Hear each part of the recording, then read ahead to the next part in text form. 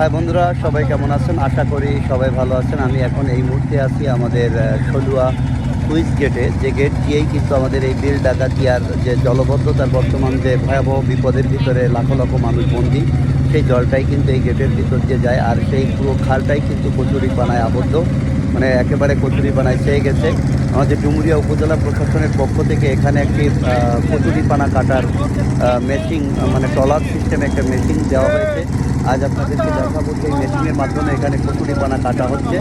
আপনারা দেখতে থাকুন। এই কচুরিপানা কাটা দেখতে কিন্তু গেটের উপর এবং রাস্তার পাশ দিয়ে কিন্তু উৎসুক জনতার ভিড় সবাই উপভোগ করছেন। এই আসলে ডুমুরিয়া প্রশাসনিক কর্মকর্তা বা প্রশাসনকে কিন্তু ধন্যবাদ না দিয়ে পারা যায় না। তারা সর্বদা সচেষ্ট রয়েছে আমাদের এই বিল ডাকাতিয়ার জলবদ্ধতার যাতে একটা দ্রুত স্থায়ী সমাধান করা যায় এই লক্ষ্যে ডুমুরিয়া প্রশাসনের পক্ষ থেকে কিন্তু এই মেশিনটি দেওয়া হয়েছে। আপনারা দেখতে পাচ্ছেন অনেক লোক এখানে ভিড় জমিয়েছে এই দৃশ্য দেখবার জন্য।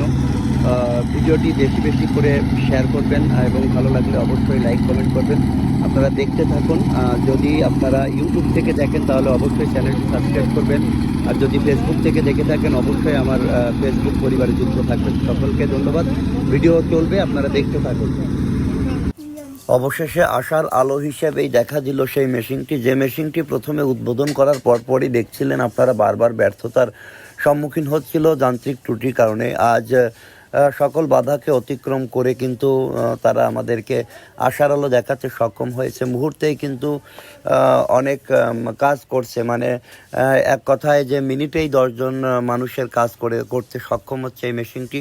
সফলতা দেখতে পাচ্ছি, আপনারা দেখতে পাচ্ছেন সলুয়া সুইচ গেটে যে কত সুন্দর কায়দায় এই মেশিন দিয়ে আমরা কচুরিপানা কাটছি, আমরা সচক্ষে দেখতে পাচ্ছি।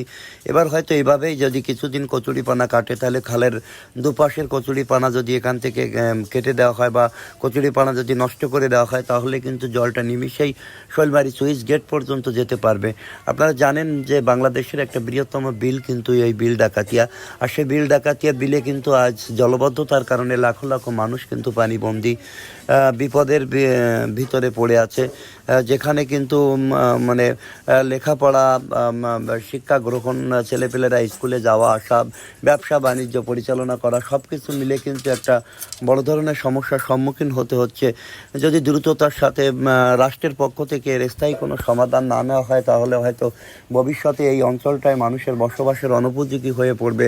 এই বন্যাটা কিন্তু বার্ষিক হয়েছে, গত বছরও হয়েছিল, এবছরও হলো। এজন্য এক্ষেত্রে আমাদের ডুমুরিয়া উপজেলা প্রশাসন তথা পানি উন্নয়ন বোর্ডের বিভিন্ন ধরনের প্রকল্প কিন্তু ইতিমধ্যেই গ্রহণ করছে। কিছু কিছু প্রকল্প বাস্তবায়ন হয়েছে, কিছু কিছু প্রকল্প প্রবাস্তবিত রয়েছে। যেমন ইতিমধ্যেই শৈলমারি সুইচ গেটে কিন্তু দুটি শক্তিশালী পাম্প মোটর স্থাপন করা হয়েছে, আপনারা অনেকেই সেটা জানেন।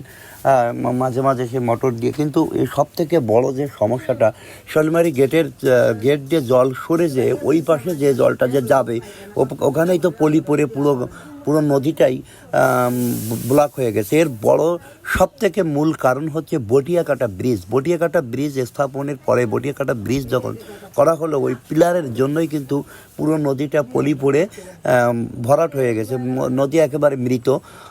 যদি এখানে স্থায়ী ড্রেজারের মাধ্যমে সবসময় পলি অপসারণের ব্যবস্থা করা হতো ওই বটিয়াকাটা ব্রিজের ওখানে, তাহলে হয়তো আজ এই সমস্যাটা হতো না।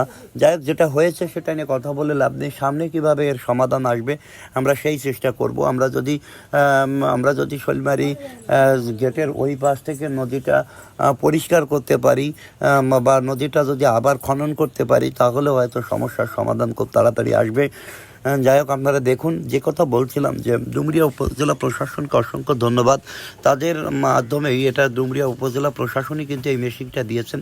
আপনারা দেখছেন কত সুন্দরভাবে কচুরিপানা কাটছে, দেখতেও ভালো লাগে। আর আমার এই ভিডিওর মাধ্যম যে আপনারা দেখছেন, অবশ্যই আমার পরিবারে আপনারা যুক্ত থাকবেন।